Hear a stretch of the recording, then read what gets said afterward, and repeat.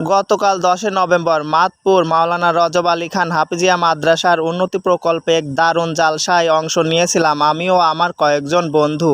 চারপাশের পরিবেশ ছিল সত্যিই মনোমুগ্ধকর। গেটের সাজসজ্জা, লাইটিংয়ের ঝলক আর মানুষের উচ্ছ্বাসে যেন এক স্বপ্নময় আবহাওয়া তৈরি হচ্ছিল।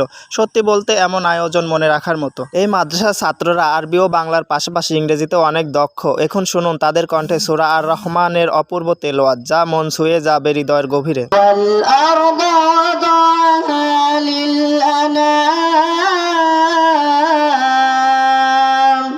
আর তিনি জমিনকে বিছিয়ে দিয়েছেন সৃষ্টি জীবের জন্য।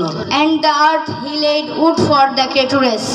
এদিকে জালসা উপলক্ষে মাঠে মেলা বসেছে। রঙিন আলোয় ঝলমল করছে নাগরদোলা। একবার উঠলে মনে হয় ছুঁয়ে ফেলা যায় আকাশ। তার নিচেই সারি সারি দোকান, বাঁশির সুর, বেলুনের রং আর ছোট বাচ্চাদের টানাটানিতে ভরে উঠছে মেলার পথ।